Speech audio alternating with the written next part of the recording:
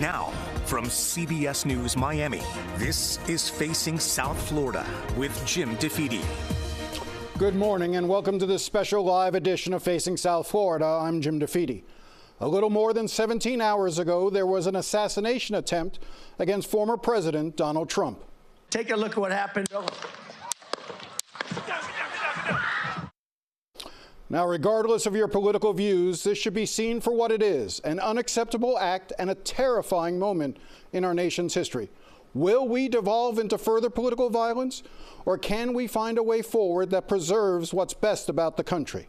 We are going to explore those questions this morning. But let's begin with getting the latest from the site of the shooting with reporter Michael Yoshida. Michael, thank you for joining us, and I want to start by just getting the latest. Tell us where we are right now, 17 hours later. Hey, good morning, Jim, and some new news straight away for you. According to law enforcement officials, we're now learning that the shooter involved in this assassination attempt also had explosive materials inside his car and residence. Law enforcement officials also telling us that an AR-style weapon was used, and that was actually traced back to the shooter's father, and that's what helped investigators identify the gunman. At this point, you can see behind me still a heavy police presence. We have some officers right there. We have barricades as they've closed off the area around those grounds where this assassination attempt took place last night. At the point, also state federal investigators here on the scene, also at the home of the shooter's parents. They've been there throughout the night collecting evidence, trying to piece together what led up to this assassination attempt, going through that gunman's social media, the computers, the phones, looking for any clues that they can, as there are still a lot of questions that need to be answered. What was the potential motive? Also, were there any potential lapses in security here that allowed this attempt on former President Donald Trump's life to take place? I got to imagine that the scene there is still a rather tense one, a lot of police presence. Have you had a chance to talk to folks? I mean, this is rural Pennsylvania. This is a small town. What's been the reaction from the people you've spoken to that this happened in their community?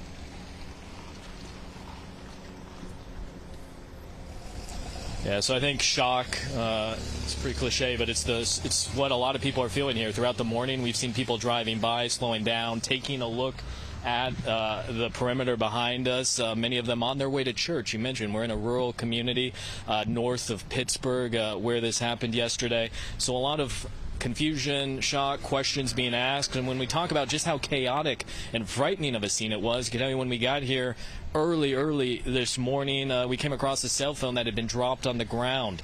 The person dropping that as they were fleeing the scene when that assassination attempt happened. So a lot of confusion, a lot of shock, a lot of pain and hurt watching this take place in their community. And like many around the country and the world, they're looking for answers. Michael, it's amazing. It's the early hours of this investigation. This is going to go on for a long time, but the fact that we know as much as we do right now, obviously the motivation is going to be the key issue, and that's going to take some time to unravel, and nobody should jump to any conclusions as to why this act took place. Michael, again, I thank you very much for your time reporting there from Pennsylvania. All right. Now, last night we heard from President Joe Biden. Here is part of what he had to say. Look, there's no place in America for this kind of violence. It's sick. It's sick. It's one of the reasons why we have to unite this country. We cannot allow for this to be happening. We cannot be like this. We cannot condone this. But the bottom line is that the Trump rally was a rally that he should have been able to be conducted peacefully without any problem. But the idea that there's political violence or violence in America like this is just unheard of. It's just not appropriate. And everybody must condemn it. Everybody. And we have seen condemnation from across the political spectrum. CBS News Miami's Terry Hornstein is live from the newsroom with reaction from Florida politicians. Yeah, Jim, many of our leaders took to social media within minutes of this shooting to share their thoughts. So take a look here. Among them, Florida Governor Ron DeSantis, who said he and his wife, First Lady Casey DeSantis, are praying for the former president. He then followed up after the news the president is well, but a rally attendee was killed. He said the American people deserve answers about how this happened. South Florida Congresswoman Democrat Frederica Wilson tweeted overnight, "Political violence is never the answer, and every political leader must make that crystal clear. Our country cannot delve into one where we attack political leaders." She followed up wishing the former president a speedy recovery. Congressman Matt Gaetz posted, "America is praying for President Trump." You can see a dramatic, different tone from him, saying, "We will overcome and defeat evil and never surrender," followed by this photo that says, "Fight." And this morning, Congresswoman Debbie Wasserman Schultz posted saying, quote, "The attack on former President Trump is unconscionable. No matter your beliefs, violence has no place in our politics. My wishes for safety and recovery are with the ex-president, and my heart goes out to the rally victims and their families." Jim, we'll be gathering reaction all day right here on CBS News Miami, and we'll have much more for you tonight on CBS News Miami. In the newsroom, Terry Hornstein, CBS News Miami. Terry, thank you. Within minutes of the shooting yesterday, Florida Senator Marco Rubio, who is on the short list of Trump's running mates, also posted to X saying he's praying for President Trump and those who were at the rally in Pennsylvania. He also posted a photo of Trump being moved off the stage and said, "God protected President Trump." This is all taking place as the Republicans are slated to open their political convention tomorrow in Milwaukee. I want to bring in now Florida State Senator Joe Gruters, who is there in Milwaukee. He is the former chairman of the state Republican Party and has been a longtime friend and supporter of the former president. Senator, thank you for taking the time to talk to us this morning. I want to start by just sort of getting your reaction to what happened last night, how you learned of it, and how this has hit you. Well, listen, I'm here in Milwaukee, and I'm just thanking God that President Trump is alive, because he was millimeters away from getting killed. And obviously, if he didn't move his head at the right time, if God wasn't interceding on his behalf, he'd probably be dead right today, and we'd be having a much different discussion. I found out because my son likes to watch all of these rallies live on YouTube. He's one of those guys. And so he went running and crying to my wife, saying that President Trump was shot. And of course, she immediately called me up here in Milwaukee, and I was with a room full of people, and nobody even heard it. It was almost instantaneous. And I will tell you the sick feeling that I had in my gut. Everybody obviously was shocked, but we're just all extremely grateful and thankful that he survived. We're incredibly sad for the individual who lost their life and the three members of the rally that were there participating in the political process, which is what we tell everybody to go do on a regular basis here in Florida. It's an extremely sad time, but hopefully, with all those remarks from all those political leaders across the state on a bipartisan manner, we do need to move past this. And listen, we need people to come together and be civil and respectful of each other, because certainly violence is never the answer. Well, let's talk a little bit more about that, because that's really where I want to try to keep the focus on this morning. How do we do that? You know, we can have political disagreements. People can find that they believe that Donald Trump's policies would be bad for this nation. You can believe that Joe Biden's policies have been bad for this nation. But how do we move forward so that we're not vilifying each other and believe that if you're on the other side of the political spectrum, you're the enemy? How do we move forward?